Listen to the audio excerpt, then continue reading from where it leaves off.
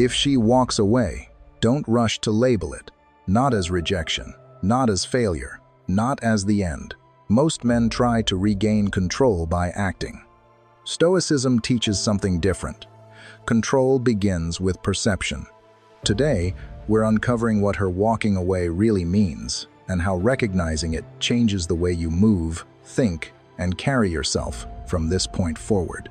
If you're ready to move with clarity instead of emotion, like the video, subscribe for more grounded insight, and join the conversation in the comments below. Number 1. It's not always rejection. When she walks away, the immediate assumption most men make is that they have been rejected, dismissed, or replaced. But that conclusion is often a simplification born from emotional shock rather than careful observation. Because what is actually happening beneath the surface is rarely a clean decision against you as a person, but a response to an internal shift she does not yet understand how to navigate. In many cases, the emotional terrain between you changed quietly, not through conflict or betrayal, but through subtle misalignment. A growing sense that the dynamic no longer feels predictable, familiar, or emotionally safe in the way it once did. And when familiarity disappears, uncertainty steps in to fill the space. She may not know what she wants instead, but she knows that continuing forward without clarity feels destabilizing, and so distance becomes the only tool she can reach for. This is where many men misread the moment, reacting as though they have reached a dead end, when in reality they are standing inside a temporary fog, a condition the Stoics often used as a metaphor for moments when perception fails before reality does. Fog does not erase the road, nor does it change the destination, but it distorts visibility, making every step feel riskier than it truly is. And the greatest danger in fog has never been the terrain itself, but the panic that convinces a traveler to abandon direction altogether. A Stoic man understands that clarity is not something to chase emotionally, nor something to demand from another person in moments of confusion, because doing so only adds pressure where steadiness is required. What she walks away from, more often than not, is not you, but the feeling of emotional disorientation, the sense that she no longer knows where she stands, how she is perceived, or how to move without risking vulnerability she is not prepared to face. When a man reacts by pleading, explaining, or trying to force certainty back into the connection, he unknowingly confirms the instability she is already sensing, reinforcing the feeling that the ground beneath both of them is unstable. The Stoic response is not withdrawal driven by pride, nor pursuit driven by fear, but composure rooted in self-governance, a quiet willingness to remain grounded even when the emotional weather turns unclear. By holding direction without insisting on immediate answers, a man demonstrates something far more powerful than reassurance: emotional reliability. He shows that his sense of self does not depend on constant emotional visibility, and that he can remain oriented even when conditions are unclear. In time, fog either lifts or fully reveals a new path, but it only does so when movement is calm rather than frantic.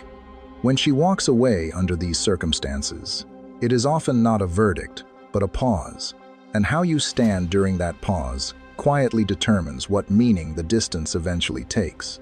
This moment isn't about figuring her out or forcing clarity back into place. It's about how you carry yourself when certainty disappears, whether you react from fear or remain anchored in self-command. That pause, that quiet space, is where your real strength begins. If this resonates, like the video and leave a comment sharing your thoughts, or simply type, "I remain steady, even in uncertainty." That single sentence captures the mindset we're about to build on next. Number 2. She expected a reaction. Many departures are not made in silence, even when they look that way on the surface, because beneath the calm exterior of walking away, there is often an expectation quietly attached, a mental script that anticipates emotion, pursuit, resistance, or at the very least, some visible disturbance that confirms her emotional gravity still holds weight.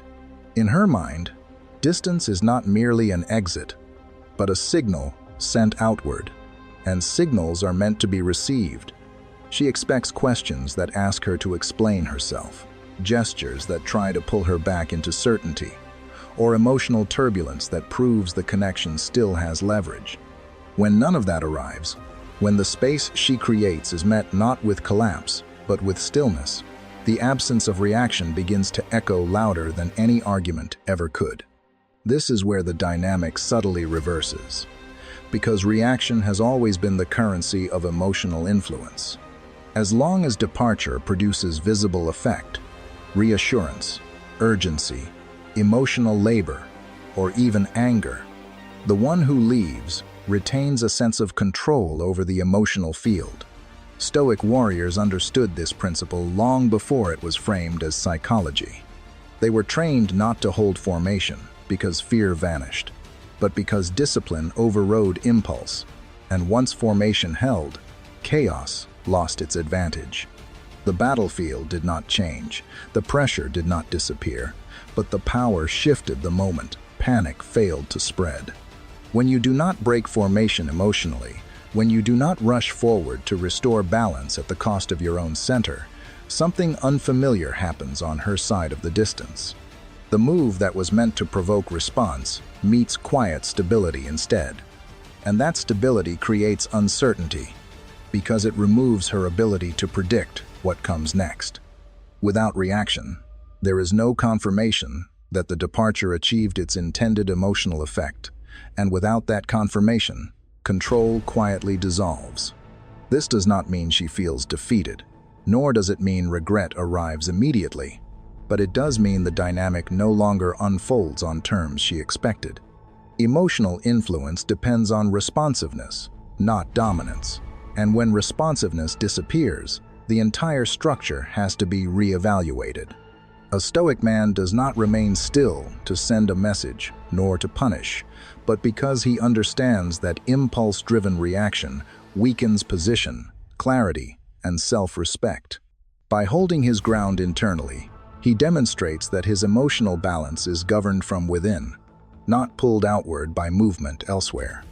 In that moment, what unsettles her is not silence itself, but the realization that the battlefield no longer responds to her commands, and that realization changes the meaning of her departure far more than any emotional confrontation ever could.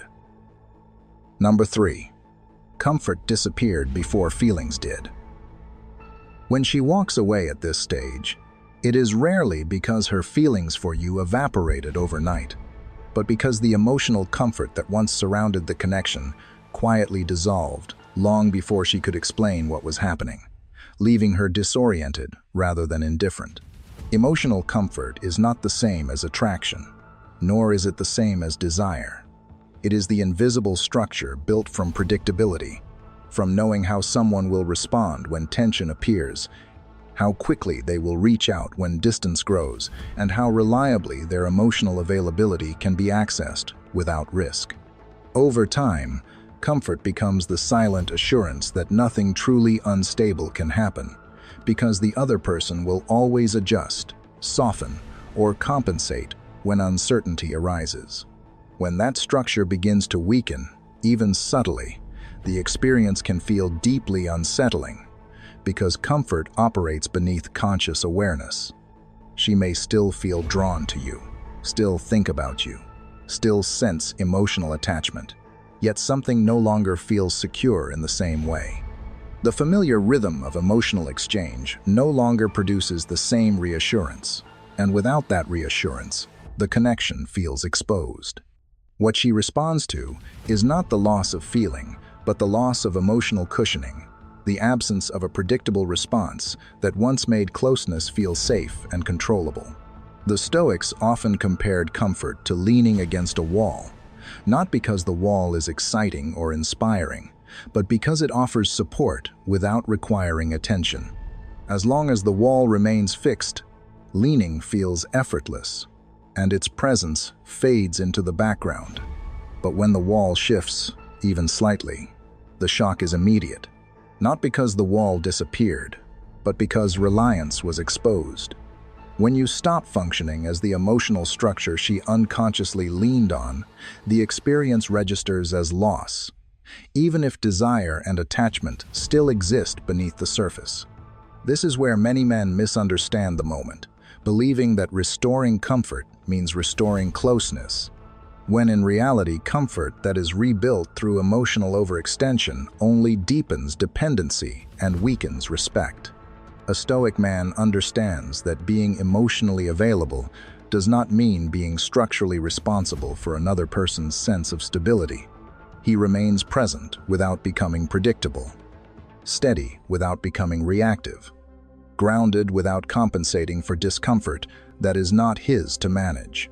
When comfort disappears before feelings do, distance feels confusing rather than final. She may not be walking away from you, but from the discomfort of no longer having something solid to lean on emotionally. And paradoxically, it is often this absence of structural dependence that allows desire to survive, because attraction can coexist with uncertainty, while comfort cannot. The moment the wall moves, the dynamic is no longer about reassurance, but about balance, and balance is something each person must learn to hold on their own. Number 4. Your emotional gravity shifted. At some point, often before anything is spoken or consciously acknowledged, she senses a change that feels subtle yet unmistakable. Your inner balance no longer seems tethered to her presence. Whether she is close or distant, attentive or withdrawn, your emotional state appears steady, self-contained, and quietly consistent. This shift is not announced, explained, or performed, which is precisely why it carries such weight. Emotional gravity is felt rather than observed, and when it moves, people recognize it instinctively, even if they cannot immediately articulate what has changed. For a long time, your emotional center may have existed in relation to her responses, her moods, her proximity, or her approval. That dynamic does not require dependency in the obvious sense.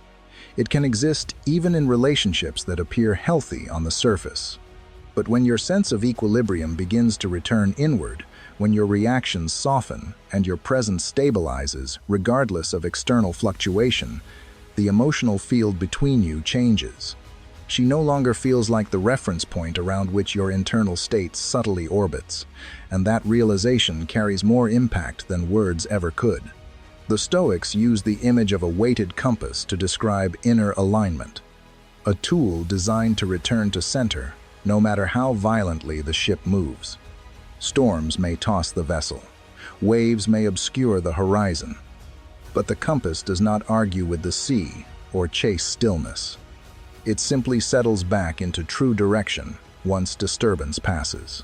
When your emotional compass functions this way, when it points inward rather than outward, you stop reacting to emotional weather as if it defines you, and that steadiness creates a quiet shift in how others experience your presence. She may feel less necessary, but more aware, less central, but more conscious of your independence. This does not immediately register as loss or rejection. Instead, it often registers as distance without explanation, a sense that something familiar is no longer accessible in the same way. Emotional gravity works invisibly, and when it no longer pulls toward her, she feels the absence not through silence alone, but through the lack of emotional distortion she once could sense. A Stoic man does not withdraw his center to provoke effect, nor does he relocate his balance to create mystery. He does so because inner alignment is a discipline, not a strategy. By anchoring his emotional weight within himself, he becomes harder to unsettle, less reactive to movement around him, and paradoxically, more noticeable in his stillness. When she walks away after this shift, it is often because she feels the center of gravity has changed, and without even realizing it, she is responding to a man who is no longer emotionally pulled by her movement. but guided by something far more stable within. Before moving forward, pause with this idea for a moment. Ask yourself where your emotional center truly lives now, and whether it still depends on anyone else's presence to stay steady. This quiet shift is easy to overlook, but it changes everything that follows. If this resonates, leave a comment sharing what stood out to you, or simply type, "My center is my own," and reflect on what that means as we continue. Let's uncover the next insight together. Number 5. She needed distance to feel control. In many situations, walking away is less about escape and more about regaining a sense of control that quietly slipped out of reach.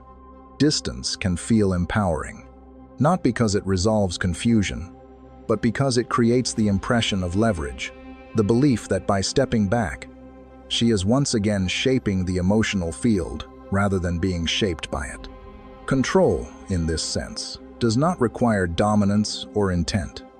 It only requires the expectation that space will provoke reaction, that silence will generate pursuit, or that absence will pull emotional weight back in her direction.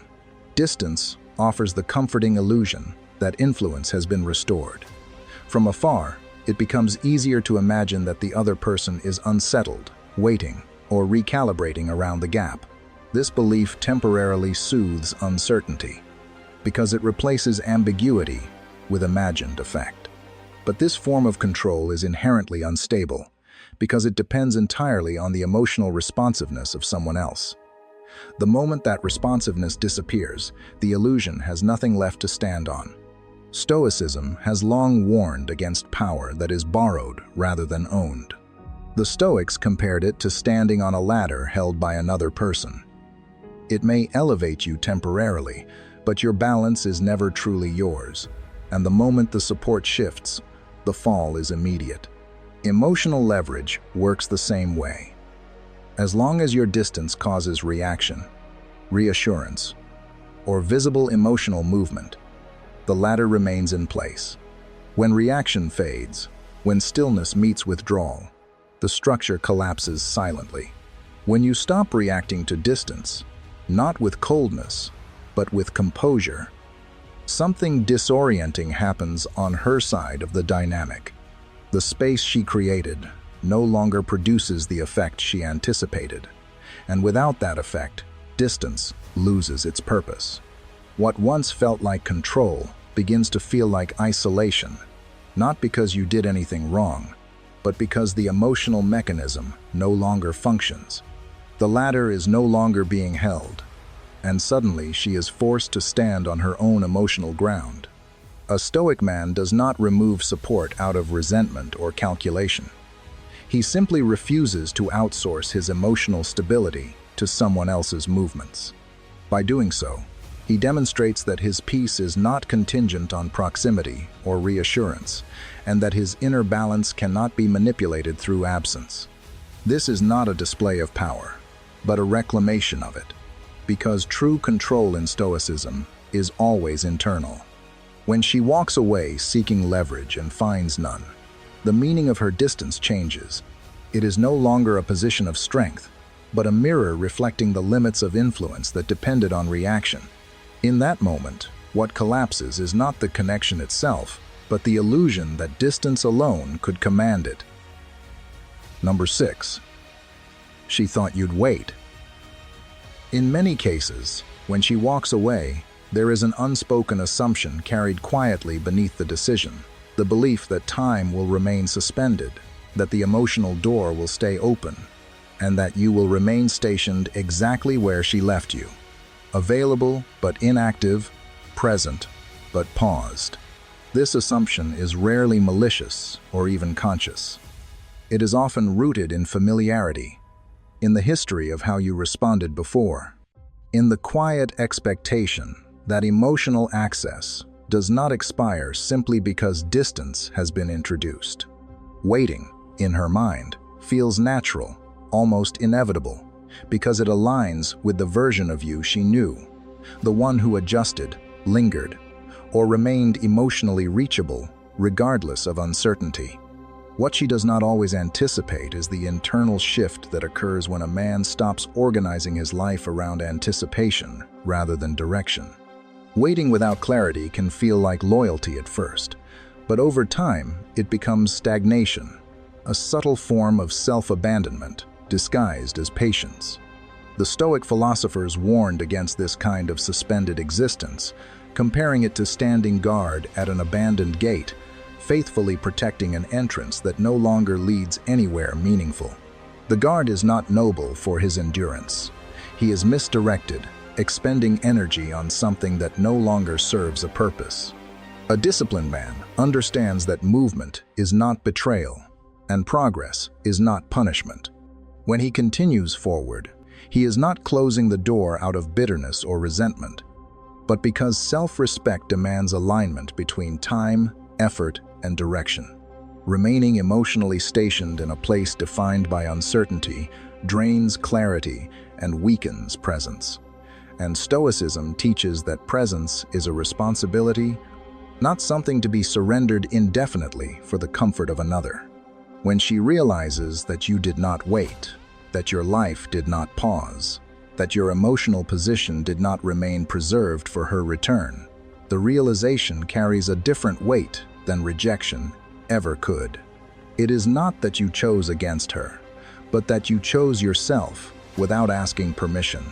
That choice reshapes the narrative entirely, because it reveals that the door was not yours to guard forever, nor was it meant to remain open without movement on both sides. In this moment, distance takes on a new meaning. What she thought was temporary space becomes a reflection of time moving forward, and what she assumed would remain accessible now carries consequence. A Stoic man does not rush to close doors, but he also does not linger where purpose has faded. He walks forward with composure, understanding that waiting without direction is not patience, but delay, and that self-respect is built not by standing still, but by continuing to move when movement is required. Number 7. Her absence was meant to be temporary. Often, when she walks away, the absence is not intended as a final statement, but as a provisional move. A pause designed to observe rather than to end. A moment created not to sever the bond, but to measure how firmly it still holds. In these situations, distance functions less like a door closing and more like a question quietly placed into the space between you, waiting to see whether it will be answered with urgency, anxiety, or pursuit. The walkaway becomes a test, not announced as such, but felt intuitively, a way to gauge how much emotional weight her absence still carries and how quickly it pulls you toward reaction. What makes this test subtle is that it rarely feels manipulative in her mind. It feels exploratory. She may tell herself she simply needs space, time, or clarity. Yet beneath that reasoning lies an expectation that your response will reveal something important, that your behavior during the absence will confirm whether the connection remains alive, whether you are still emotionally oriented toward her, and whether distance still grants her influence. In this sense, the absence is not meant to last, it is meant to speak.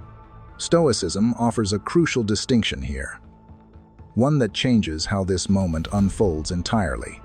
The Stoics warned against mistaking tests for commands, understanding that not every challenge presented requires engagement, and not every invitation demands a response.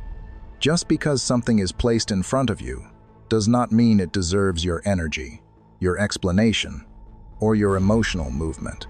A Stoic man recognizes that restraint is not passivity, but discernment. The ability to decide when action is necessary and when stillness is the more powerful choice. When you treat her absence as real rather than theatrical, when you respond to it not as a performance requiring acknowledgement, but as a genuine shift that you calmly accept, something unexpected happens. The test loses its structure. The space she created does not produce the reaction it was designed to measure, and without that reaction, the meaning of the absence changes. What was meant to be temporary suddenly feels consequential, not because you dramatized it, but because you respected it as authentic. In doing so, you quietly pass a test she did not expect you to recognize, let alone decline. You demonstrate that your emotional stability is not contingent on decoding hidden signals or responding to unspoken prompts, and that your sense of direction remains intact even when uncertainty is introduced. A Stoic man does not rush to prove attachment under pressure. He allows time and space to reveal truth on their own terms. And in that calm acceptance, the absence speaks far more loudly than any reaction ever could. As you take that in, pause for a moment and notice what this perspective asks of you: not to react faster, not to interpret deeper, but to remain steady when uncertainty is introduced. This is often the hardest shift, because it requires you to sit with silence without trying to resolve it. Reflect on how you typically respond when distance appears, and what that response reveals about where your emotional center truly is. If this resonates, leave a comment sharing your thoughts to mark that moment of awareness before we move forward. Number 8. She didn't expect you to adapt so calmly. What unsettles people most in moments of separation is rarely anger or confrontation, because those reactions are familiar, expected, and emotionally legible. But calm adaptation, the kind that unfolds quietly without drama, explanation, or visible effort. She may have anticipated resistance, emotional hardening, or some form of collapse that would confirm the impact of her departure. Yet, instead, she observes something far more difficult to interpret. You adjusted, not abruptly, not performatively, and not in a way that demands recognition, but steadily, as though your life simply reorganized itself around a new center without needing her presence to define it. This kind of adaptation is unsettling precisely because it does not fit into the usual emotional scripts. You did not spiral or become resentful, nor did you retreat into emotional withdrawal as a defense. You continued forward, refined your routines, clarified your direction, and strengthened your inner balance without turning the process into a statement. There is no clear emotional message to respond to, no confrontation to engage with, and no visible wound to soothe or provoke. Calm evolution removes the emotional friction that distance is often meant to create. The Stoics admired craftsmen who refined their tools quietly over time, understanding that true mastery does not announce itself. A skilled craftsman does not draw attention to each adjustment, nor does he seek validation for incremental improvement. He simply sharpens the blade, balances the instrument, and lets the work speak through function rather than display. This philosophy extends naturally to personal development. When a man improves his life without emotional noise, without signaling transformation as a response to loss, he reframes the entire narrative of the relationship without ever revisiting it directly. What she begins to reflect on is not what went wrong, but what changed, and more importantly, how little of that change required her involvement. Your calm evolution forces reflection without confrontation, because it removes the opportunity for emotional engagement, while introducing a new version of you that cannot be argued with or dismissed. It suggests that growth was always possible, and that stability does not depend on proximity or approval. A Stoic man does not evolve to be seen, nor does he adapt to provoke regret. He refines himself, because alignment is a continuous discipline, not a reaction to circumstance. When she realizes that your life improved without emotional turbulence, without bitterness, and without the need to explain, the past is quietly reinterpreted, not through words, but through contrast. And that contrast, unspoken and unperformed, carries a weight that no confrontation ever could. Number 9. She begins to reinterpret the past. Once emotional access disappears, something subtle yet profound begins to shift in the way memory operates. Because memory is never static, It reorganizes itself based on distance, perspective, and what is no longer available. When you were emotionally reachable, when your presence felt assured and predictable, the past did not require reflection. Moments blended together, details faded into familiarity, and many of your qualities existed as background rather than substance. But when access disappears, memory loses its anchor in the present, and without that anchor, it begins to reassemble itself in unexpected ways. What she once overlooked now gains weight. Conversations that felt ordinary take on new significance. Your steadiness during uncertainty, your restraint during conflict, your presence without demand, all begin to stand out not because they changed, but because they are no longer immediately accessible. The absence creates contrast, and contrast sharpens perception. This is not nostalgia in the sentimental sense, but reassessment, a quiet recalibration of how the past is understood when it can no longer be revisited at will. The Stoics compared this process to viewing a mountain from different distances. Up close, the mountain is just rock, texture, fragments of terrain that feel overwhelming and indistinct. You see only the surface, the obstacles, the minor imperfections. From a distance, however, shape emerges. Scale becomes visible. Presence is felt in its entirety rather than its parts. Emotional distance functions the same way.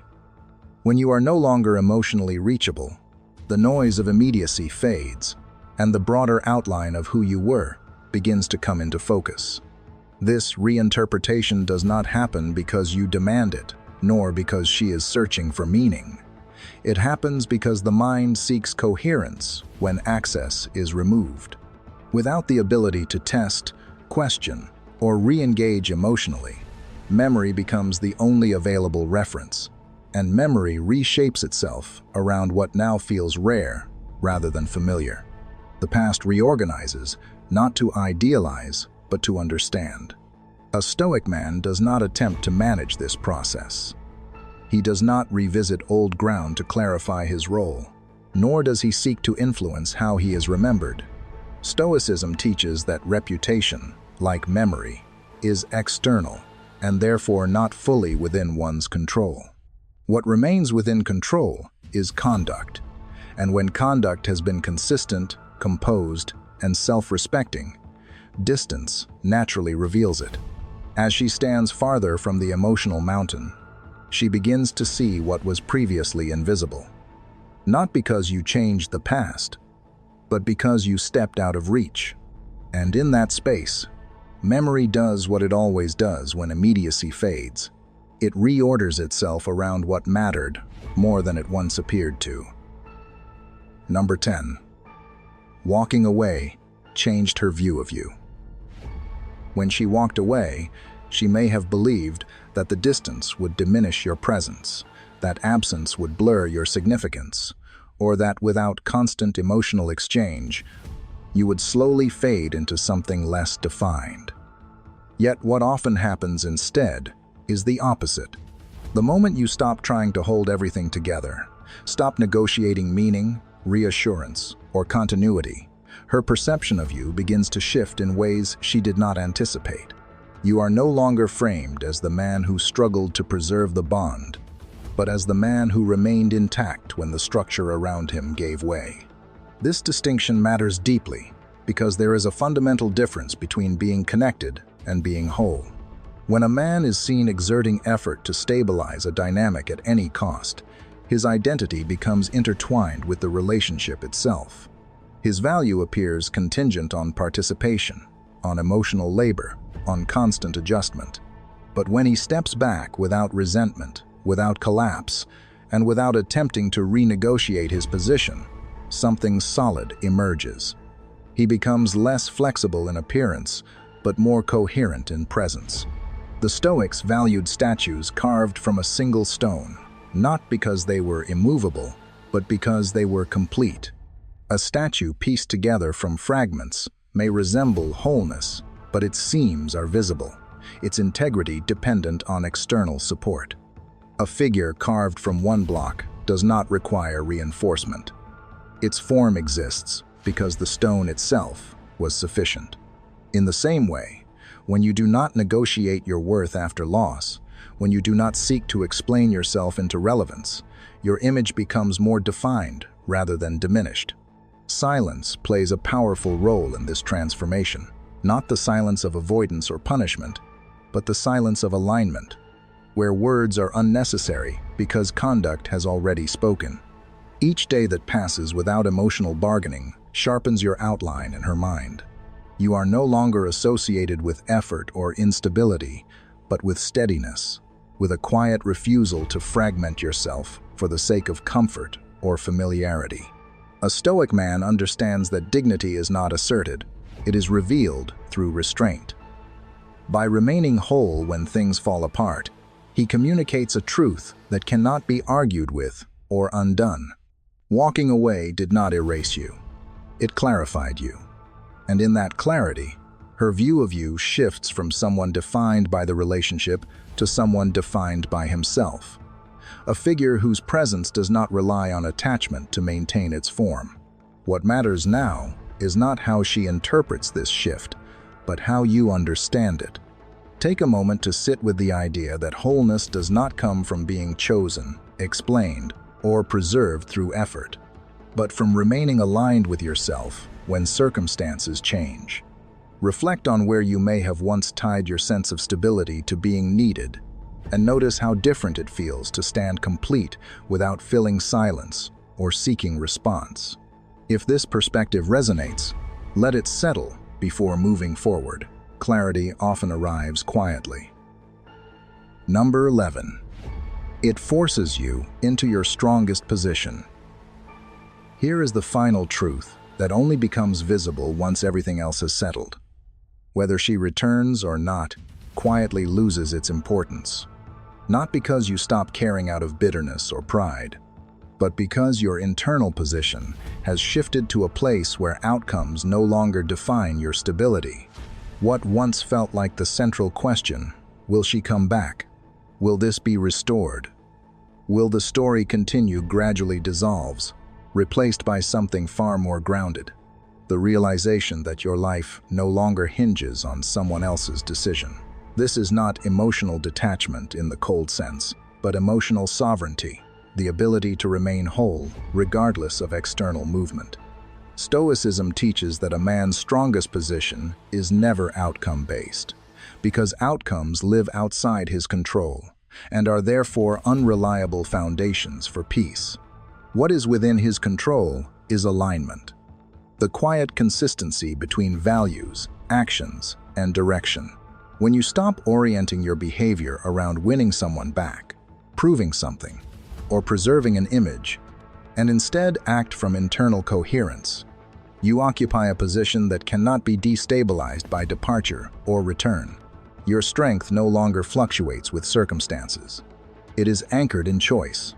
This is the moment where the dynamic truly resolves, not because something dramatic happens, but because nothing needs to. You are no longer negotiating your worth, waiting for emotional permission, or adjusting your path in response to absence. You move forward because movement aligns with who you are becoming, not because it sends a message. And, paradoxically, this is where all power quietly consolidates, because power that depends on reaction is fragile, while power rooted in self-governance is unassailable. If she returns from this place, it is no longer to reclaim leverage or restore familiarity, but to meet someone who stands differently than before. And if she does not, the absence no longer defines loss, because nothing essential was surrendered to begin with.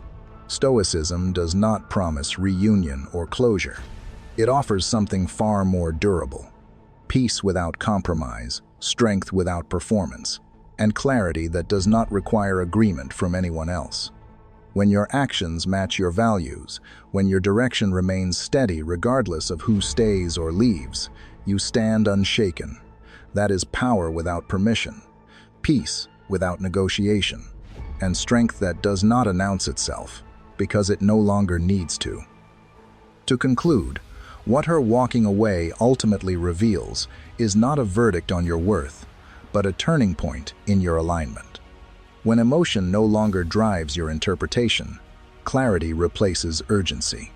Distance stops feeling like loss and starts functioning as information. You see more clearly who you are when you are no longer reacting, explaining, or trying to regain control. The reflection here is simple but demanding. When uncertainty appears, do you move from impulse or from principle? Stoicism reminds us that strength is not shown in pursuit or resistance, but in composure. When you remain grounded, you stop feeding confusion and start protecting your peace. What unfolds next becomes secondary, because your stability no longer depends on someone else's movement. If this resonated with you, like the video, leave a comment sharing your thoughts or experiences, and continue your journey by watching the recommended videos on screen. There's a moment quiet and almost invisible when everything she thought she knew about you stops being true. It doesn't come with drama or explanations. It happens when you stop trying, turn your energy inward, and the man she once took for granted becomes the one she can't stop thinking about. In this video, we'll explore the exact moments that spark that regret and why your calm, your growth, and your silence speak louder than words ever could. If this resonates with you, don't forget to like the video, subscribe to the channel, and join us for more insights like this. Number 1. When you go quiet. When you go quiet, it doesn't happen with drama or declarations. And that's exactly why it unsettles her so deeply. She was prepared for questions, for tension, for emotional bargaining. She expected you to ask why things felt different, to check if everything was okay, to seek reassurance the way you always had before. Instead, she is met with something unfamiliar: stillness. A space where your voice used to be. A calm absence that doesn't accuse, explain, or demand anything from her. At first, she convinces herself it's temporary, a phase.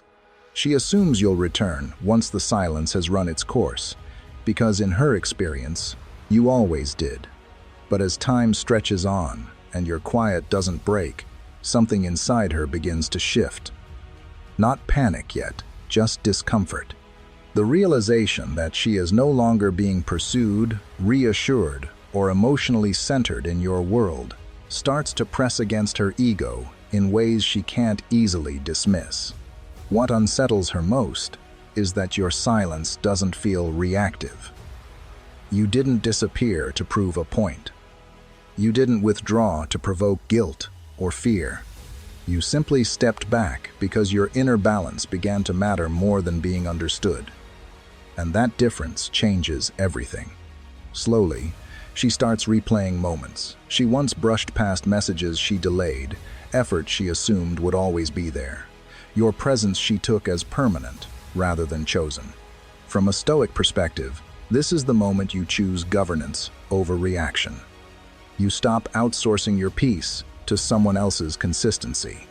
Where she once interpreted your presence as availability, she now confronts your quiet as self-respect made visible.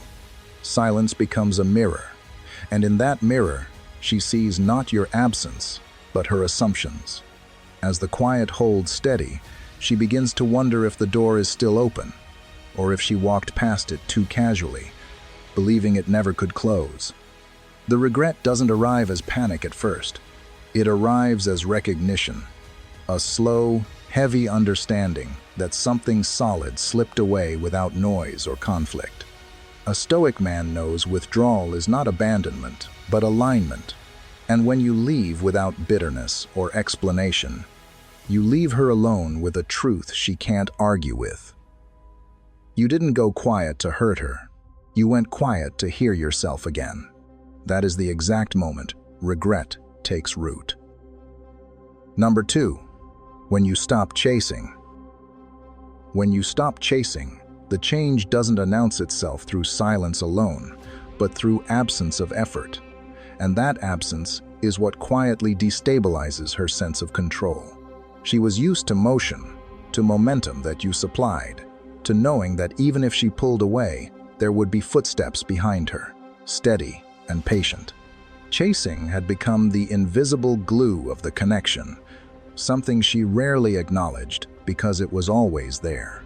So when you stop, not abruptly but cleanly, the ground beneath the dynamic begins to feel unfamiliar. In the beginning, she may not react at all.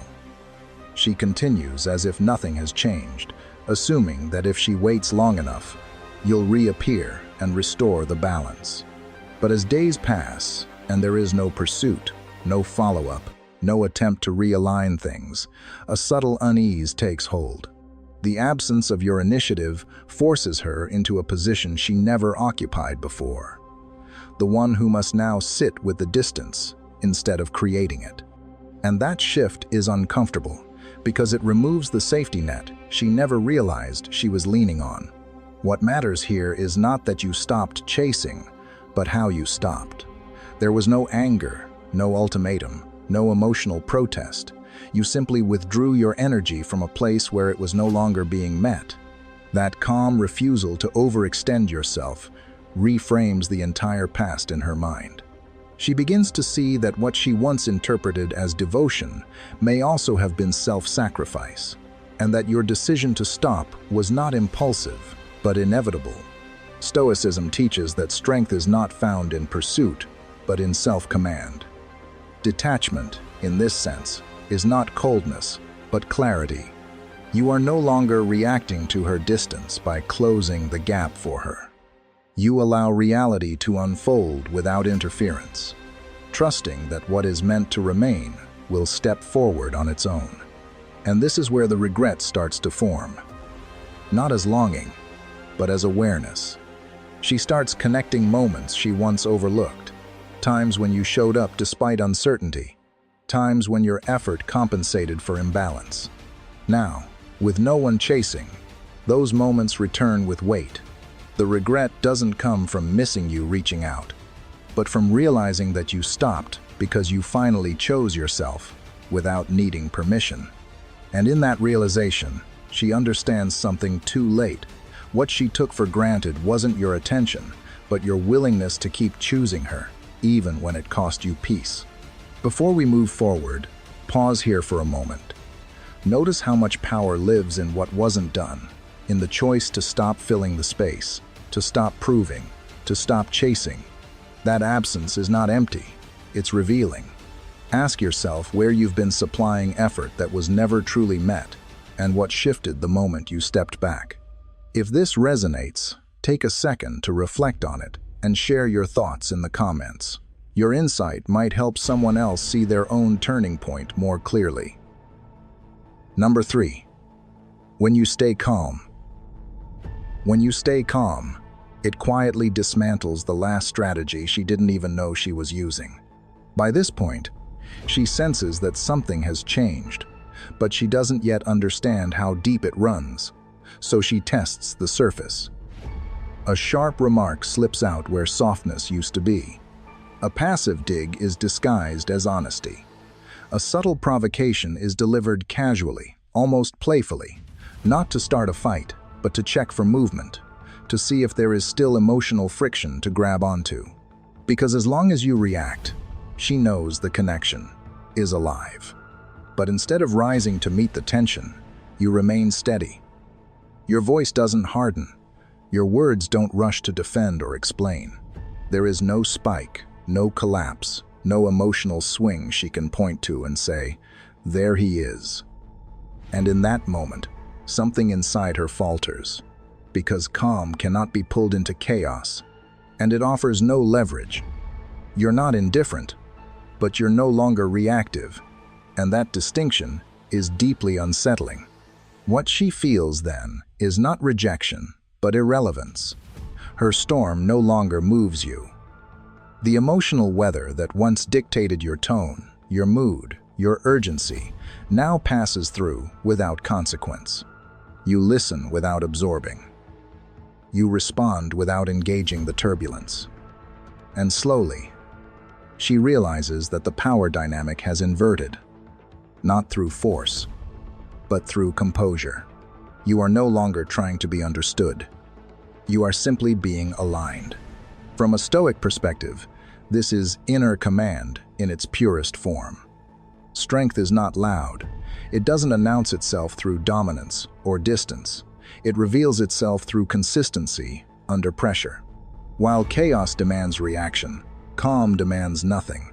And because it demands nothing, it exposes everything. Her attempts to provoke only highlight how little control she now has over your internal state. That's when regret begins to take shape.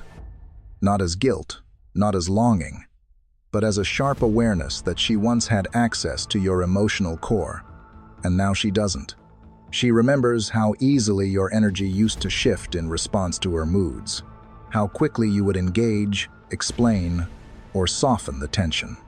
Now, faced with your steadiness, she feels the weight of what she underestimated. You haven't shut her out. You haven't gone cold. You've simply stopped handing over your equilibrium. You've become the eye of the storm, unmoved while everything else spins. And in that stillness, she understands something too late. The man who can remain calm under pressure is not losing connection. He is reclaiming himself. That is the exact moment she realizes she took your emotional strength for granted and that it may never be hers to influence again.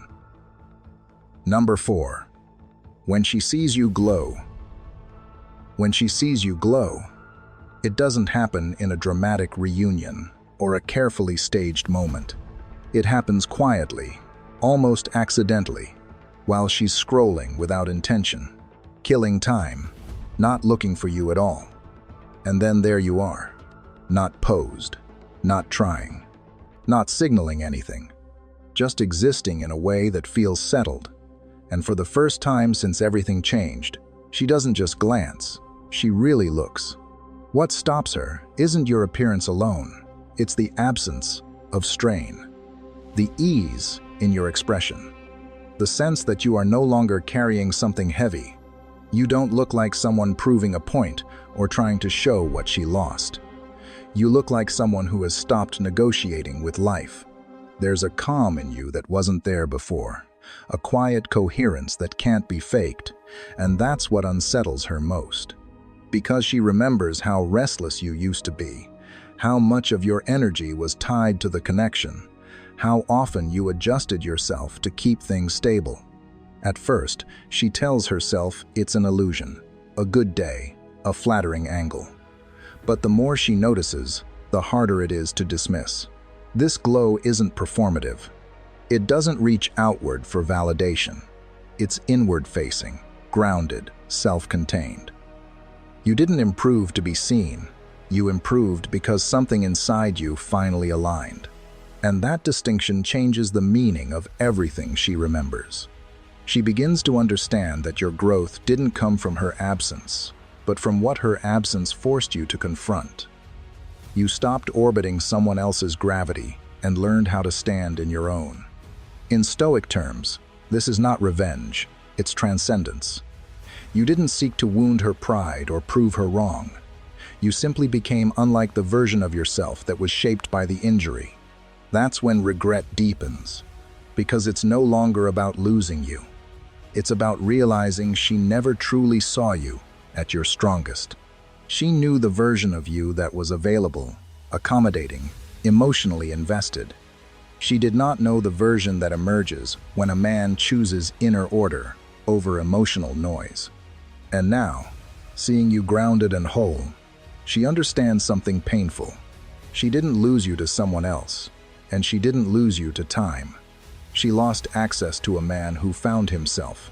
You didn't glow to be noticed. You glowed because you stopped dimming yourself to fit a dynamic that required sacrifice instead of harmony. And when she finally sees that, the regret isn't loud. It's quiet, heavy, and irreversible. Number 5. When her words don't hit. There comes a moment when the exchange itself loses its gravity, when language no longer carries the same emotional charge it once did, and this is where her confusion begins. She reaches out almost instinctively, not with urgency, but with familiarity. A light compliment meant to reopen warmth. A carefully phrased message that carries just enough ambiguity to invite interpretation. A soft line like, "Hope you're okay," left hanging so you'll fill in the space the way you used to. These words once had weight because they landed on something unfinished inside you. Now, they arrive and dissolve. What's different this time is not your restraint, but your internal silence. There is nothing left for her words to press against. No tension, no longing, no unresolved question waiting for her to answer. You read the message without leaning forward emotionally, without scanning for hidden meaning, without the old reflex to respond in a way that preserves connection. And because there is no internal pull, your reaction, if there is one at all, feels clean and contained. This is where her discomfort sharpens. She isn't hurt by rejection, because there is none. She isn't angered by coldness, because you aren't cold. What unsettles her is that the emotional door she once opened with ease no longer responds to her knock.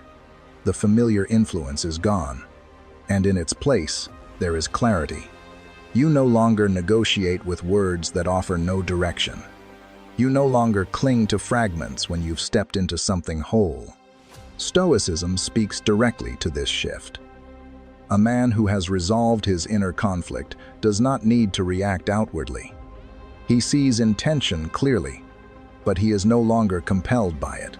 He understands that not every message is an invitation, and not every sentence deserves space in his inner world.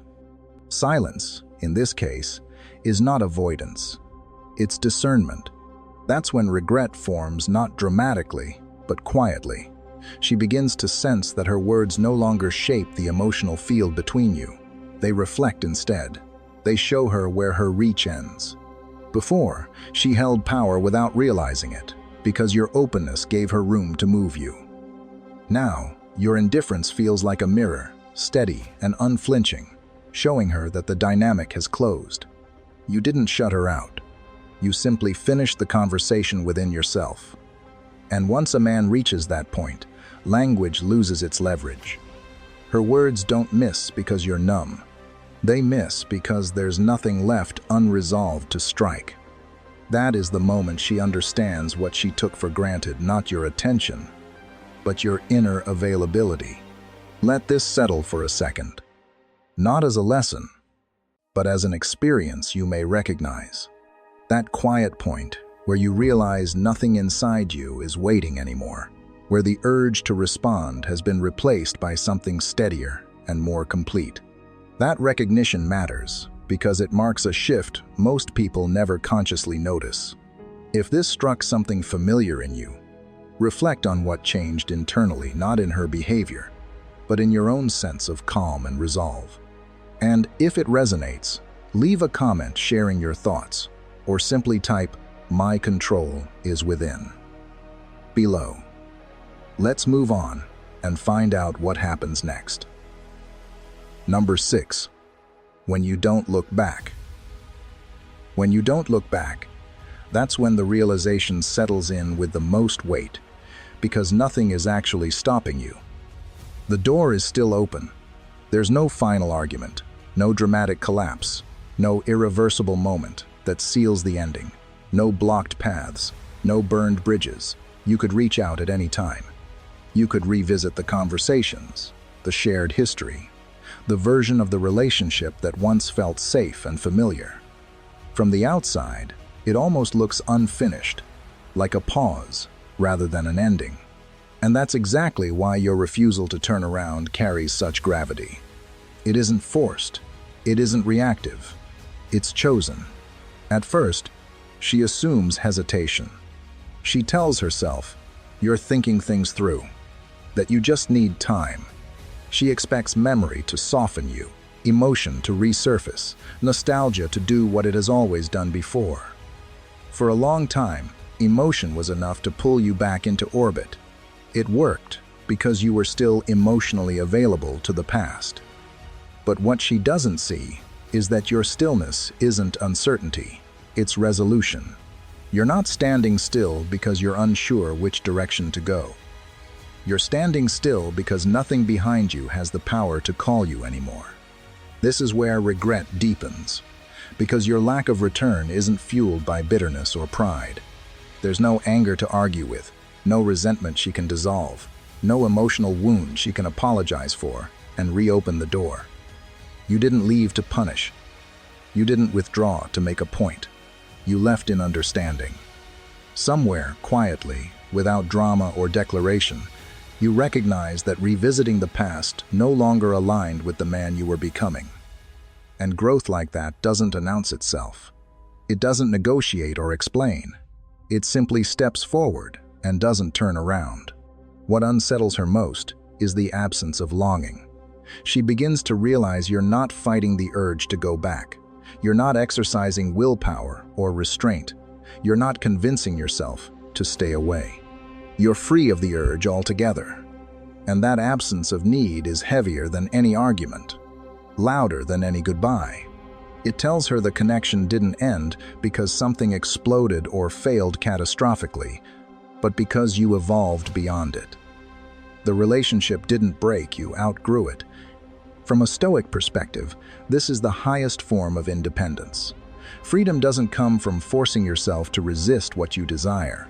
It comes from no longer being governed by the desire at all. You're not proving strength by holding yourself back. You're proving clarity by not feeling the pull. What once felt necessary now feels neutral. What once felt urgent now feels distant. And that quiet shift is irreversible. That's the moment she understands the finality of your choice. Not because the door is locked, but because you no longer feel compelled to walk through it. You didn't leave to teach her a lesson. You didn't stay away to win. You left because your peace no longer lived there. And when a man stops looking back, not out of pride, not out of fear, but out of growth, regret doesn't arrive as sharp pain. It arrives as truth. And truth has a way of lingering long after emotion fades. Number 7. When you're kind but distant. This moment unfolds not through what you do, but through what you no longer give access to. There is no confrontation, no emotional turning point she can trace back to a single conversation. Instead, the shift lives in the background. You show up with manners intact. Your words are still measured. Your tone is still calm. On the surface, everything appears civil, even gentle. And that's exactly why it unsettles her, because the absence of conflict removes any clear explanation for the distance she feels. She senses it most in the emotional pacing. You no longer linger. You don't expand conversations beyond what's necessary. You respond without opening doors.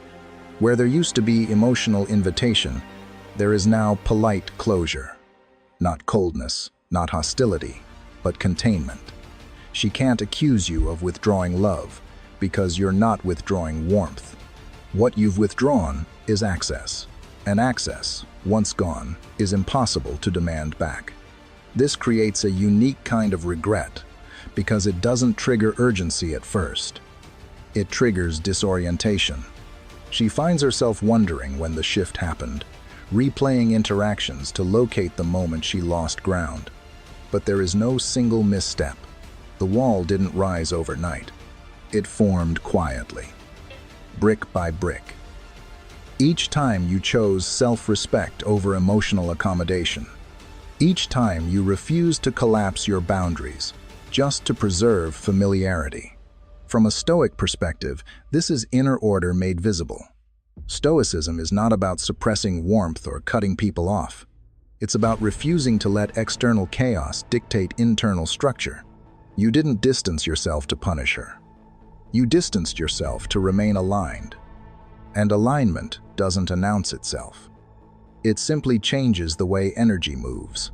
What she eventually realizes is that kindness, without emotional availability, is far more final than anger. Anger implies attachment. Distance, rooted in clarity, does not. She remembers a version of you who emotionally settled into her presence, who treated her like home, not because she earned it, but because you offered it freely. And now, even though you're still kind, she feels that version fading into the past. That's where regret truly lives.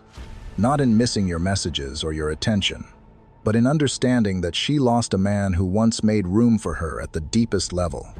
And that room no longer exists. You didn't stop caring. You stopped overextending. And when kindness remains, but emotional access doesn't, the message becomes unmistakable. This isn't distance born of hurt. It's distance born of self-respect. By the time she understands that difference, the wall is no longer something she can step around. It's simply there, quiet, steady, and no longer hers to cross. As this settles in, invite yourself to pause for a second and notice what changed here. Not in her behavior, but in yours. This is the kind of shift that doesn't announce itself, it's felt. If this perspective resonates with you, take a moment to like the video so more people can find it. And if you've experienced this kind of quiet boundary in your own life, leave a comment and share what stood out to you. Or simply type, "I don't react, I decide," below, and let that be your marker as we move into what comes next. Number 8. When she feels replaced by peace. Nothing new enters your life for her to measure herself against. No face, no name, no visible replacement she can focus her discomfort on or quietly resent. Instead, something far more unsettling happens. Something disappears from you. The restlessness fades. The emotional hunger softens. The subtle need to be chosen, validated, or reassured no longer leaks into your behavior. And that absence becomes impossible for her to ignore, because where she expected arrival, she finds only calm. Not performative calm, not indifference meant to provoke. Just a steady, unbothered stillness that doesn't look back for approval. She begins to notice it indirectly, almost accidentally, in the way your time feels structured instead of reactive. In how your days no longer bend around emotional cues or external reassurance. In the way your attention stays where you place it, rather than drifting toward what might affirm you. Your life doesn't appear louder or flashier. It doesn't signal conquest or distraction, but it looks settled, anchored, intentional. And that unsettles her deeply, because peace offers no competition, no drama, no entry point through comparison. She can't tell herself she was replaced by someone more attractive, more exciting, or more interesting. She has to face a harder truth. She was replaced by something internal. What hurts here isn't jealousy, it's displacement. She realizes that the role she once occupied in your inner world no longer exists. Not as an emotional center, not as a motivator, not as a source of meaning or momentum. And not because you shut that role down out of resentment or self-protection, but because you outgrew the need for it. You didn't rush to fill the space with another person. You didn't substitute one attachment for another. You built structure where the space used to be. You built purpose where emotional dependence once lived. And structure doesn't negotiate. Purpose doesn't chase. This is where regret deepens, because it quietly reframes the past. She starts to see that your investment wasn't weakness or lack of self-respect. It was openness, presence, willingness to connect fully. And when that openness wasn't matched, you didn't turn cold or bitter. You turned inward. You became focused. You stopped seeking fulfillment through attachment and redirected that energy toward growth, discipline, and direction. That shift doesn't announce itself. It doesn't need to be explained. It simply reorganizes your life from the inside out. A man who no longer looks outward to be completed becomes difficult to influence. Not because he resists control, but because there's nothing to pull on. His peace isn't fragile. It isn't reactive. It doesn't depend on who stays or who leaves. Your calm is not passivity, it's alignment. It quietly dictates what belongs and what falls away without emotional debate. And once peace becomes the priority, anything that disrupts it automatically loses relevance, no matter how familiar it once was. She eventually understands that she didn't lose you to another woman. She lost you to the version of you who stopped asking someone else to give meaning to his life. There's no rivalry to blame, no comparison to soften the realization. Only the truth that while she believed she could always be replaced by someone else, she never considered being replaced by your evolution. And that understanding doesn't arrive loudly. It arrives quietly, settles deeply, and stays. Number 9. When you don't need closure. She reaches out wanting to talk, to explain, to revisit the past, and unpack what happened, as if understanding it together might restore something that slipped away. In her mind, closure is a shared ritual. It's a conversation that reopens the emotional loop, even if it ends politely. And for a long time, you would have shown up for that conversation, not because it healed you, but because part of you still needed her to acknowledge what you felt. But now, you don't. What unsettles her is not that you refuse to talk, but that you don't seem to require the talk at all. There's no urgency in you, no unfinished energy. You're not waiting for an explanation to move on. You're not carrying questions that only she can answer.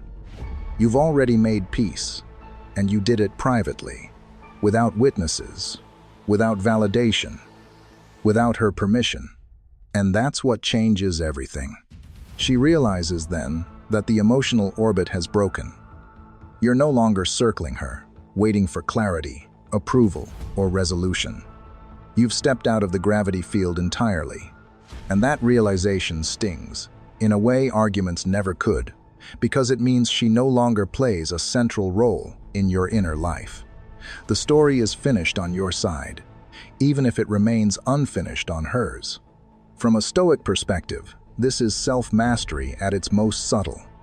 A Stoic man doesn't beg for closure because he understands that peace isn't granted by another person's explanation. It's claimed internally. He separates what is within his control from what isn't, and he releases the need to extract meaning from someone who may never fully provide it. In doing so, he closes the chapter without slamming the door. She feels the regret not because she lost the chance to speak, but because she lost relevance in the process. Her words no longer determine your understanding. Her version of events no longer shapes your healing. And that's when she understands the depth of the shift. You didn't move on angrily. You moved on completely. The absence of need is what makes this moment final. You're not resisting closure. You're beyond it. And when a man reaches that point, there is nothing left to negotiate. She sees it clearly then. You're not waiting, not hoping, not looking back. You're no longer in her loop. And that quiet independence, more than any goodbye, is the exact moment she realizes how much she took for granted. Number 10. When she sees you chosen. She doesn't hear about you through emotion. She hears about you through results. Your name starts appearing in conversations where feelings don't matter. Only competence, trust, and presence do. People speak about your work without exaggeration. They describe your growth as something obvious, almost expected. There's no drama in the way they mention you, just certainty. And that's what unsettles her. Because certainty means this version of you didn't depend on her belief in you. She once assumed that without her influence, you would stall. That the silence would soften your edge, that the absence of validation would slow your momentum. She mistook your quiet for hesitation. What she didn't see was that you weren't retreating, you were consolidating. While she thought nothing was happening, you were refining your direction, strengthening your discipline, and removing noise from your life that had nothing to do with where you were headed. Now she sees the outcome of that inward work. You're not louder. You're clearer. You're not trying to be impressive. You're simply reliable. People trust you because you don't perform for approval. They respect you because you don't leak energy into things that don't matter. And when she realizes that others see this without being convinced, something inside her tightens. You didn't need her presence to be chosen. You needed alignment. This is where Stoicism reveals its quiet paradox. The man who governs himself stops chasing visibility. He pulls inward, not to hide, but to strengthen his core. And once that core is solid, recognition follows naturally, without effort. You didn't become seen by announcing your value. You became seen by becoming undeniable. She doesn't regret missing your attention. She regrets misreading your silence.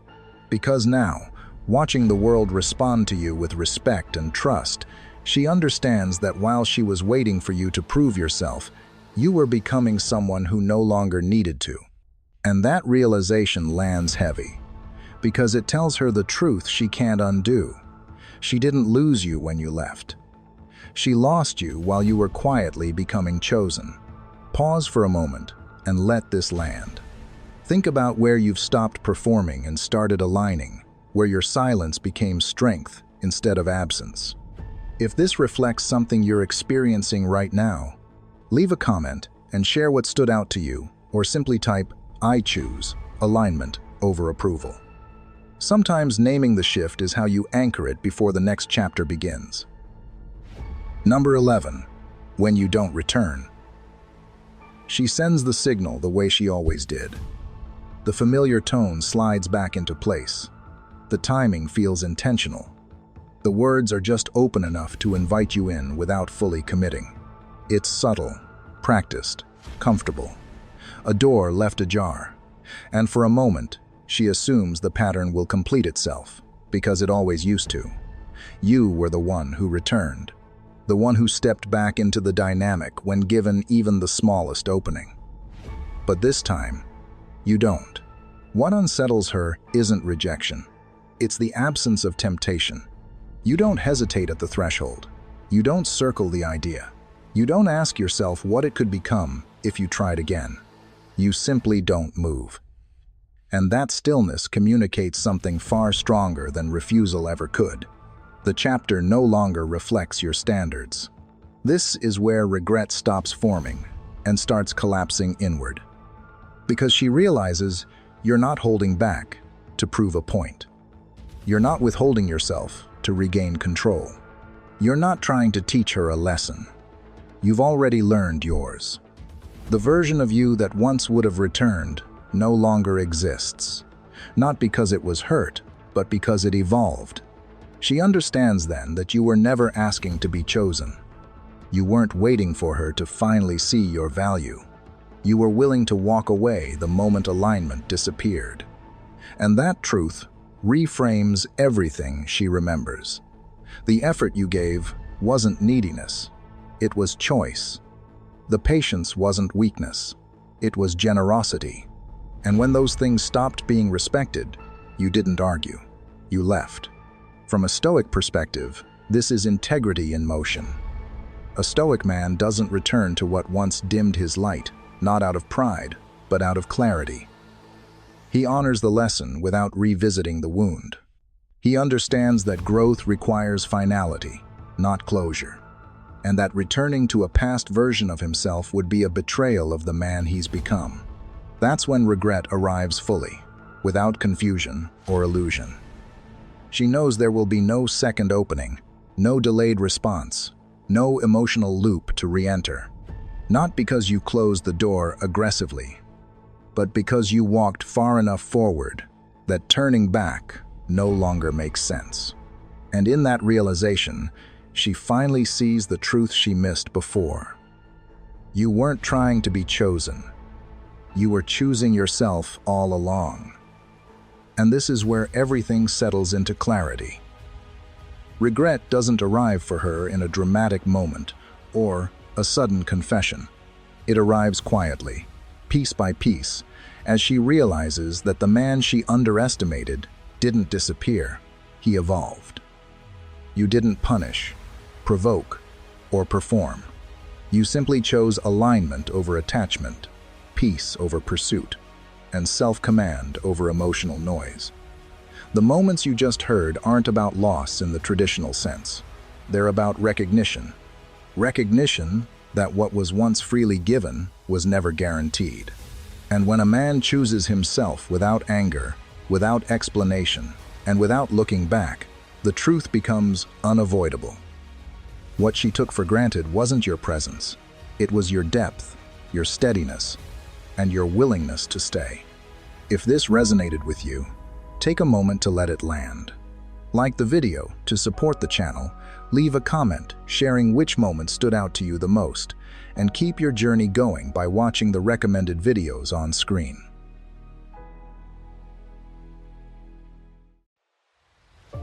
What happens when nothing goes wrong? No fight, no goodbye, no emotional collapse, yet she suddenly feels you slipping out of reach. The moment you stop needing her. Not emotionally, not mentally, not for validation. That shift doesn't feel like confidence to her at first. It feels unsettling because it changes the way she thinks about you and about herself. In this video, we'll uncover the way she thinks when you don't need her and why that quiet change rewrites the entire emotional dynamic. If this resonates, make sure to like the video, subscribe to the channel, and let's begin. Number 1. Confusion comes first. At the beginning, confusion is the first thing that enters her mind, not relief, not empowerment, not even clarity. Confusion. Because what she expected to happen didn't. She was used to occupying a specific emotional position in your life. Whether she admitted it or not, she saw herself as the reference point, the person whose attention, approval, or presence still mattered to you in some way. Even distance, arguments, or silence in the past still revolved around her. There was always a sense that she remained central. But when you stop needing her, truly stop, without resentment, without performance, something breaks in her internal map. There is no argument to replay, no emotional outburst to decode, no long message to analyze, just a quiet shift. And that silence doesn't feel like peace to her. It feels unfamiliar. Her mind begins searching for a cause. Did something happen? Did someone replace her? Is this a strategy? Is he pretending not to care? Because from her perspective, emotional detachment has always followed pain, loss, or manipulation. She assumes there must be a hidden motive. What she doesn't immediately consider is the most unsettling possibility: that you didn't detach because of her, but for yourself. This is where the Stoic element quietly enters. A Stoic man doesn't announce his growth. He doesn't justify it. He doesn't explain that he's chosen peace over attachment or direction over validation. He simply lives differently. And that difference creates cognitive dissonance. She can't anchor your behavior to the old version of you anymore. The familiar emotional patterns no longer apply. Confusion grows because there is nothing to push against. No resistance, no pursuit, no emotional demand. She might even test the waters, subtle messages, indirect signals, small emotional probes, just to see if the old reactions still exist. And when they don't, the confusion deepens. What unsettles her most is not the absence of attention, but the absence of need. Need gave her a sense of orientation. It told her where she stood. Without it, she doesn't know how to interpret your presence or your absence. From your side, this phase requires no action. Confusion is not something you create deliberately. It's a natural response to emotional gravity disappearing. When you stop orbiting her, she is forced for the first time to wonder why the center shifted, and that question stays with her far longer than any explanation ever could. Number 2. Her emotional leverage disappears. After the initial confusion fades, something quieter, yet far more unsettling, begins to emerge for her. The emotional leverage she once relied on no longer produces any effect. This shift does not arrive with drama or sudden confrontation, but unfolds gradually and unmistakably, as the pauses she once used to create tension no longer draw you forward, and the distance that once provoked pursuit now meets an unmoving stillness. The silence on your side no longer feels calculated or temporary, but carries a sense of finality she cannot quite name. And that uncertainty lingers longer than any argument ever did. Before, even in moments when you remained outwardly calm, there was an undercurrent of engagement she could feel. She understood that pulling back would eventually invite a response, questions, reassurance, emotional effort, and that predictable response gave her influence.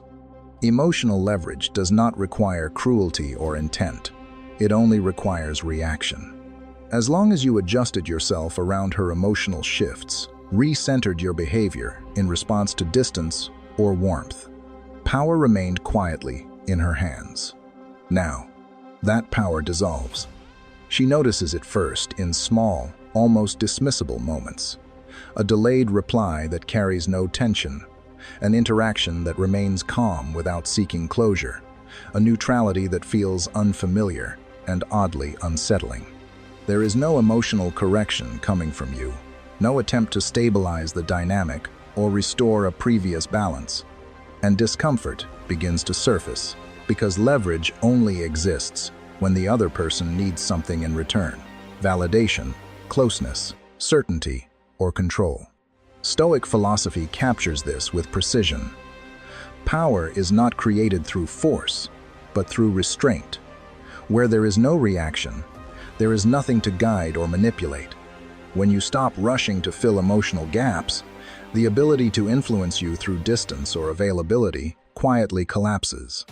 And that loss is deeply disorienting.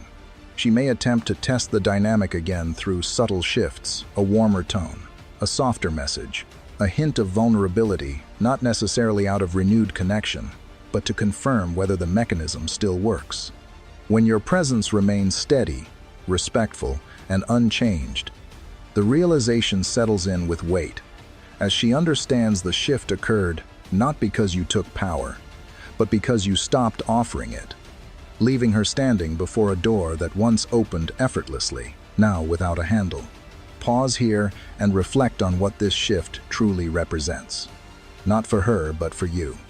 Notice how the absence of reaction alters the dynamic more powerfully than any explanation ever could, and how calm replaces the need to prove or pursue. If this resonates, share your thoughts in the comments, or simply leave "I govern myself" below to acknowledge that recognition. Number 3. She replays the old version of you. Once her emotional leverage fades, her attention instinctively turns backward, not toward the relationship itself, but toward you, or more precisely, toward the version of you she once believed she understood. Her mind begins replaying familiar patterns and predictable reactions, remembering how you used to check in, how you once sought reassurance, how her silence would eventually draw something out of you. And those memories return, not because she misses the past, but because the contrast with the present feels impossible to ignore.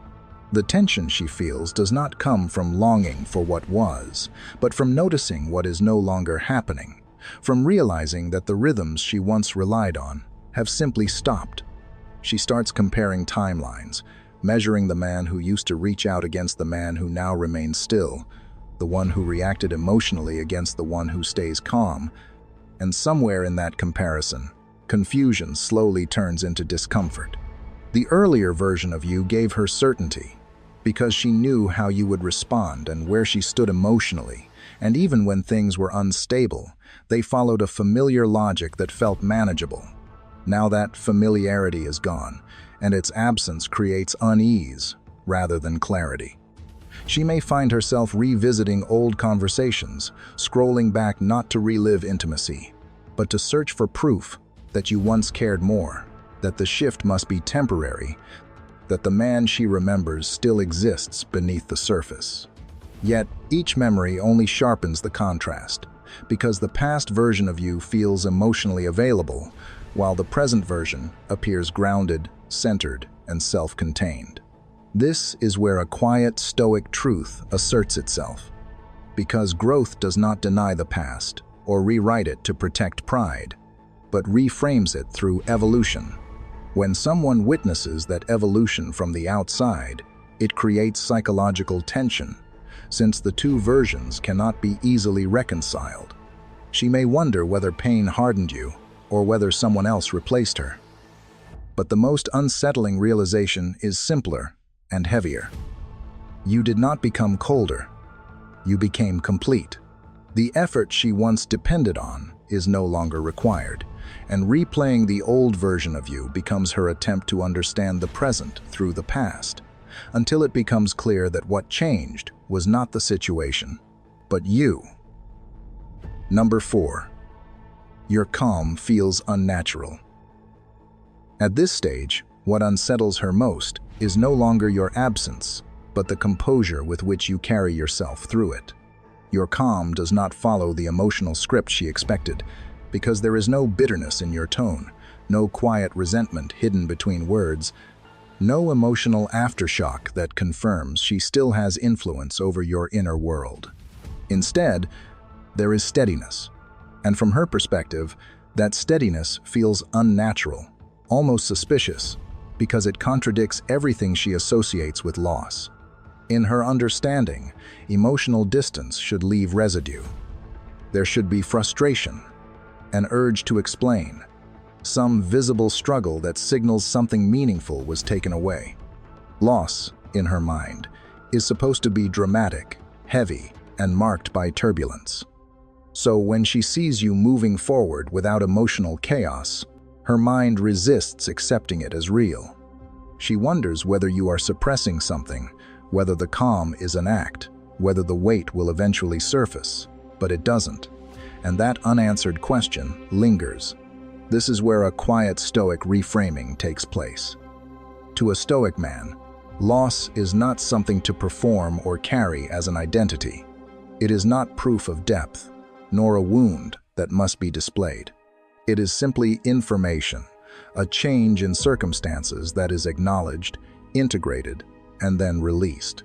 When you embody this perspective, your emotional neutrality communicates closure without hostility and acceptance without surrender, a kind of strength that does not ask to be seen. She may initially interpret this as detachment, assuming you have shut down or become indifferent. Yet indifference feels empty, and your presence does not. You remain engaged with life, grounded and focused, without needing to demonstrate that you are okay. There is no sharp edge to your silence, no attempt to prove anything, and that is what makes it unsettling. Calm, without bitterness, suggests clarity, and clarity implies that you did not lose control, but gained it. In that realization, your calm quietly becomes power, because it reveals that your peace no longer depends on her presence. Number 5. She tests the silence. After confusion, the loss of leverage, and the quiet disturbance created by your calm, she reaches a subtle turning point where silence begins to feel intolerable, and instinctively, she tests it. Not openly, not directly, and rarely with the intention of true reconnection, but through something understated and almost deniable, a short message, a reaction on social media, a neutral check-in that carries just enough familiarity to feel deliberate without exposing vulnerability. It is not closeness she is seeking, but confirmation, a need to know whether she still matters in the way she once did, whether your emotional availability can still be accessed without risk or effort. Silence creates uncertainty, and uncertainty invites testing. So the message is not meant to reopen the story, only to see whether the door is still unlocked. From her perspective, any reaction would be sufficient. A quick reply, a subtle shift in tone, a trace of emotional movement that would signal the silence was temporary and the calm merely a pause, confirming that she still occupies space in your inner world. This is where many men unknowingly undo their own progress. mistaking reaction for connection. A Stoic man understands the difference between reacting and responding, because reaction is automatic, driven by habit, hope, or unresolved attachment, while response is deliberate, shaped by clarity and intention. When she tests the silence, the Stoic answer is not coldness, but discernment. You do not rush to fill the space or explain yourself, nor do you mirror her energy to provoke meaning. You observe, feel, and assess whether what is offered carries sincerity or is merely a probe, because tests arrive wrapped in ambiguity, not openness. If there is no ownership, no vulnerability, no genuine intention to engage differently, then there is nothing to respond to. In this context, silence is not avoidance, but alignment, a quiet refusal to participate in emotional maintenance or validation loops. What unsettles her is not that you fail the test, but that you no longer need to pass it. Access is no longer automatic, familiarity no longer enough, and silence shifts from something empty into something selective, communicating a boundary without announcement, where restraint speaks more clearly than any reply ever could. Before we move forward, take a moment to pause with what you just heard. Notice how easily silence reveals intention, both hers and yours, and how restraint quietly reshapes the balance without a single word spoken. Ask yourself whether your calm is something you're still defending, or something you're finally allowing to stand on its own. If this resonates, I invite you to reflect and share what stood out most for you in the comments, or simply type, "My calm no longer seeks permission." Sometimes the act of naming that shift is how it becomes real. Number 6. She realizes you're not waiting. This is the moment when something truly shifts in her perception, not suddenly or dramatically, but slowly, through observation and absence, through the quiet recognition that your life did not stall when she stepped away, that you are not lingering emotionally in the background, not suspended in uncertainty, or waiting for clarity, closure, or a return that may never come. For a long time, even distance felt temporary to her, because she assumed silence meant anticipation and space meant patience, believing that no matter how quiet things became, you were still oriented toward her, holding position until she decided what she wanted. Many men do exactly this, ending outward pursuit while remaining inwardly paused, keeping emotional space open for someone who has already moved on, and she unconsciously expected the same pattern to apply to you. But gradually, she begins to sense that this is not what is happening. There are no signs of stagnation, no emotional breadcrumbs left behind, no subtle attempts to remain relevant in her orbit, and instead your energy feels directed elsewhere, forward rather than backward, which carries more weight than any explanation ever could. Waiting, after all, implies attachment, and attachment suggests the story is unfinished, that the ending is still negotiable, yet Stoic discipline rejects this orientation entirely. A Stoic man does not move forward to prove strength or provoke regret. He moves forward because life itself does not pause, and neither should he. His growth is not driven by hope of reunion or fear of loss, but by alignment, purpose, and self-respect. And that kind of movement is unmistakable, precisely because it does not announce itself or seek validation, but simply continues. From her perspective, this realization is unsettling because it closes a door she assumed remained open, not forcefully or dramatically, but naturally. As she understands that your silence is not a holding pattern or a strategy in service of return, but resolution, a subtle urgency may arise now. Not because she suddenly wants to reconnect, but because she recognizes that time is no longer working in her favor, since you are not waiting for her realization or delaying your life for her comfort. Waiting would have kept her in control of the timeline, but movement removes that control, and the quiet truth settles in that if she ever returns, it will not be to a man who paused his life for her absence, but to someone who became someone else while she was gone, revealing that your silence was never emptiness, but momentum. Number 7. Your absence gains weight. There was a time when your presence felt natural and familiar, not because it lacked value, but because it had become predictable. You were there consistently, emotionally accessible, and steady in a way that made your role in her life feel secure and unquestioned. When something is always available, the mind stops measuring its weight. It becomes part of the background, something assumed rather than consciously appreciated. This is not neglect, it is human psychology at work. But once your presence is removed with dignity, the emotional landscape changes. Your absence does not register as emptiness at first. It registers as pressure. The space you once occupied does not immediately invite replacement. Instead, it creates awareness. She begins to feel the missing stability, the quiet grounding that once existed without demand or recognition. What was once invisible becomes noticeable precisely because it is no longer there. This is where Stoic restraint transforms absence into significance. You did not disappear in chaos or retreat in bitterness. You did not announce your withdrawal or weaponize silence. You simply stepped back calmly, without emotional noise, without forcing an explanation. That kind of restraint carries meaning.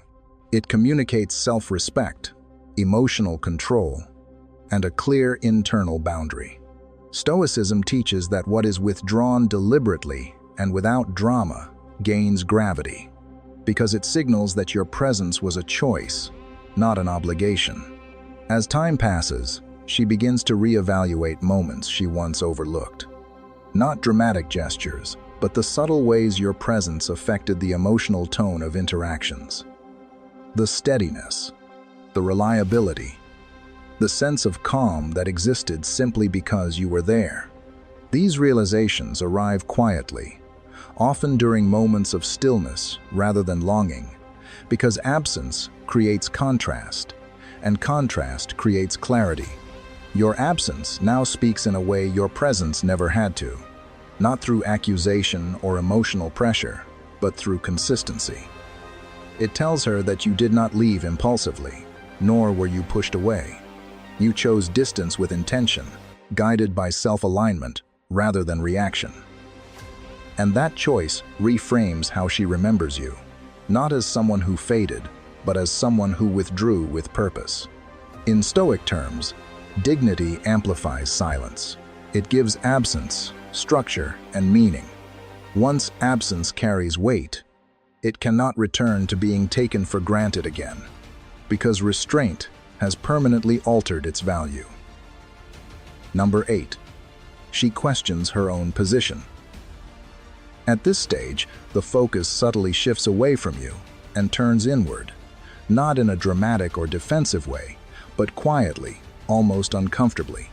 If you truly don't need her, she begins to ask herself why. Not why you left, not why things ended, but why her presence no longer seems essential to your sense of direction or stability. This question doesn't arise from anger or wounded pride at first. It arises from disorientation. For a long time, her position in your life felt defined and secure, even during distance or conflict. She knew where she stood emotionally. Now, that certainty is gone.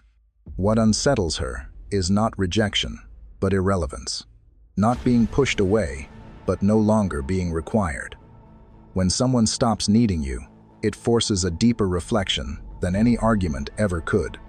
She begins to examine her role, not as a source of validation or emotional gravity, but as a person whose influence has limits. And that realization can be quietly destabilizing. She may replay moments where she assumed her importance was fixed, where her presence alone was enough to shape your decisions or emotional state. Those assumptions were never spoken aloud, but they existed nonetheless. When your behavior no longer reflects them, she is forced to reassess her place in the dynamic, not with resentment, but with uncertainty. because the absence of need removes the framework she once used to understand the connection. This is where Stoic presence becomes unmistakable. A Stoic man does not argue his value. He does not list what he provided or demand recognition for what he gave. He doesn't try to correct her understanding or persuade her to see him differently. He allows reality to speak. Silence, when grounded in self-respect, becomes reflective. It doesn't accuse, it reveals. As she sits with this silence, questions surface naturally. Was she more important to him than she realized, or less? Did she misjudge the balance of emotional dependence? Did she mistake consistency for attachment? These questions aren't answered immediately, and that's what gives them weight. They linger, unresolved, because there is no confrontation to resolve them. In this space, your silence becomes a mirror rather than a wall. It reflects stability, self-containment, and a sense of inner sufficiency that doesn't ask to be validated. And that reflection quietly shifts how she sees both you and herself. Because when someone no longer needs you, the most confronting question isn't about them. It's about what you thought your position truly was. This is the point where the silence asks something of you as well. When need disappears, what remains is not emptiness. But clarity, and clarity can feel unsettling before it feels empowering. Consider how often strength shows up quietly in your own life, without explanation or defense. If this resonates, share your thoughts in the comments. Your reflection might reveal something not only to others, but to yourself. Number 9. She feels the loss of emotional control. At some point, something becomes impossible for her to ignore, even if she can't fully articulate it. She no longer has emotional access to you, not simply because of silence or distance, but because her influence is gone. Your mood no longer rises or falls with her presence. Your direction no longer shifts in response to her reactions. The subtle emotional leverage that once existed, often without either of you realizing it, has quietly disappeared. This realization doesn't arrive with anger. It arrives with unease. There was once an unspoken rhythm between you. Her changes in tone, attention, or withdrawal used to matter. They prompted reflection, adjustment, response. That responsiveness created closeness, but it also created influence. Now, that influence is missing. She notices that your emotional state seems internally anchored. Your calm feels self-generated. Your focus remains steady whether she leans in or pulls away. This is unsettling, because emotional control doesn't come from force, it comes from responsiveness. And when responsiveness fades, control dissolves with it. Stoic philosophy places authority inward. A Stoic man does not hand governance of his emotional world to circumstances or people. His direction is rooted in discipline, values, and self-mastery, not in approval or reassurance. When a man governs himself, he becomes emotionally self-sustaining. Validation no longer fuels him. Disapproval no longer destabilizes him. From her perspective, this can feel like a loss of relevance, not because she sought power, but because influence once existed naturally. She may begin to question whether she ever truly understood your emotional core, or whether she only knew a version of you that hadn't yet learned to regulate itself. What deepens the impact is that you never announce this shift. You don't declare boundaries or explain your growth. You simply live differently. And in that difference, it becomes clear that her emotional signals no longer shape your inner state. This isn't detachment born of indifference. It's detachment born of mastery. You haven't withdrawn from feeling, you've withdrawn from being governed. And once that happens, external validation loses its grip entirely. Number 10. She notices your stability without her. What becomes clear to her is not that you're happy without her, but that you're stable, and that distinction carries far more weight than it appears on the surface. Happiness can be shown. It can be highlighted, exaggerated, or even used as a signal meant for someone else to notice. Stability cannot. Stability is subtle. It reveals itself over time, through consistency, restraint, and the absence of emotional volatility. What she senses is not a performance or an attempt to prove anything, but the byproduct of a life that has quietly found its center somewhere beyond her reach. You don't seem restless or reactive. There's no tension in how you move through the world, no emotional spikes meant to draw attention, no urgency to demonstrate that you're doing better without her. Instead, your presence feels grounded, contained, and internally aligned. That is what unsettles her. There's no visible crack to analyze, no emotional imbalance she can respond to, no familiar role she can step back into. Your calm leaves her without a script. Before, even when things were uncertain, your stability was partially intertwined with her presence. She could feel that she anchored a part of your emotional world, that her reactions still influenced your direction. Now, she notices something different. The anchor has shifted inward. Your routines continue. Your decisions hold their shape. Your sense of direction doesn't wobble based on her proximity or absence. You're not emotionally orbiting her anymore, and you're not reacting to the space she left behind. You're simply living from a place that no longer depends on her involvement. Stoicism teaches that peace is not meant to be displayed, announced, or defended. It is meant to be embodied. A Stoic man doesn't chase happiness as a signal to others. He builds inner order. That order shows itself quietly through calm focus, deliberate action, emotional consistency, and the ability to remain steady regardless of external shifts. When your life stops revolving around another person for emotional balance, stability doesn't need effort. It emerges naturally. Over time, she begins to realize something that's difficult to ignore. Your peace did not require closure from her. It didn't need an apology, an explanation, or even acknowledgement. What stands in front of her now is a man whose internal structure holds on its own. And that realization settles deeply, because it shows that what you've built is not fragile, not conditional, and not dependent on her presence to remain standing. Number 11. Respect replaces comfort. What ultimately changes is not how she feels emotionally, but how she perceives you at a deeper level.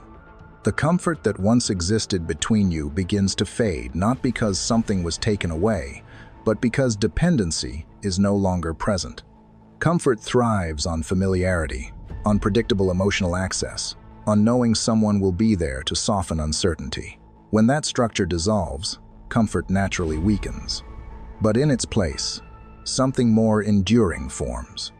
Respect. This respect doesn't arrive as admiration or longing. It emerges quietly through observation. She notices that you didn't collapse when the emotional bond loosened. You didn't seek reassurance to fill the space. You didn't negotiate your value or stay close at the expense of your own clarity. Instead, you chose self-respect over emotional comfort, and that choice reshaped the dynamic. Stoicism places self-respect at the center, not as ego, but as alignment between values and action. A Stoic man does not preserve comfort if it requires self-betrayal. He understands that reassurance can soothe temporarily, but it weakens character when it becomes necessary. By stepping away from emotional dependency, you didn't become colder, you became more defined. From her perspective, this shift is deeply felt, even if never acknowledged. Comfort allowed ease without effort. Respect introduces boundaries, discipline, and autonomy. When she realizes your emotional presence is no longer freely available, she also realizes it was never guaranteed. That awareness reframes how she understands your place in her life. She may never name this respect or express it outwardly, but it shows in how she thinks about you now. There is less entitlement, fewer assumptions, and more consideration. She recognizes that you are no longer someone to lean on emotionally without consequence. And paradoxically, that makes your presence more meaningful than before. This is the Stoic trade-off. Comfort fades when dependency disappears, but respect grows where self-governance exists. You didn't ask for respect. You didn't demand recognition. You lived by your standards, and that quiet consistency made all the difference. As you take this in, pause for a moment and turn the focus inward. Reflect on where comfort once guided your choices, and where self-respect now sets the standard. Notice how the shift from being needed to being grounded changes not just how others see you, but how you move through the world. This is a quiet turning point, one that doesn't ask for reaction, only awareness. Sit with that, and consider what it means to live by your values rather than your need for reassurance. Number 12. She understands too late what changed. Eventually, clarity arrives, but it comes quietly, and often too late to alter anything. There is no dramatic realization, no sudden confession, no moment where everything clicks at once. Instead, understanding settles in slowly, through reflection and distance. She begins to see that you did not withdraw emotionally out of anger, disappointment, or indifference. You didn't leave to punish or provoke. You didn't detach to create longing. You simply outgrew the need that once tied your emotional state to her presence. This realization reframes everything that came before. The confusion, the loss of leverage, the silence, the calm, the stability, it all aligns into a single truth. What changed was not your feelings, but your relationship to them. You stopped organizing your inner world around outcomes you could not control. And in doing so, you quietly reclaimed something most people never fully possess: freedom. Stoicism teaches that freedom is not about walking away from people or circumstances. It is about no longer being owned by them. When a man governs himself, he is no longer pulled by hope or fear, approval or rejection. His actions are guided by principle rather than anticipation. That shift is subtle, but once it occurs, it is irreversible. She realizes now that you didn't need closure to move forward. You didn't wait for understanding or validation to restore balance. You accepted reality as it was and chose to align your life accordingly. That acceptance is what allowed you to remain calm without suppression, distant without bitterness, and present without attachment. By the time she understands this, the dynamic has already changed beyond repair. Not because you closed the door, but because you no longer stand behind it, waiting. You are not emotionally unavailable, you are emotionally independent. And independence does not argue for itself. It simply exists. There may be moments where she wonders whether things could have been different had she recognized the shift earlier. But that question no longer reaches you. Not because you are guarded, but because your sense of direction is no longer tied to retrospective outcomes. You are no longer defined by what might have been. This is the quiet conclusion Stoicism points toward.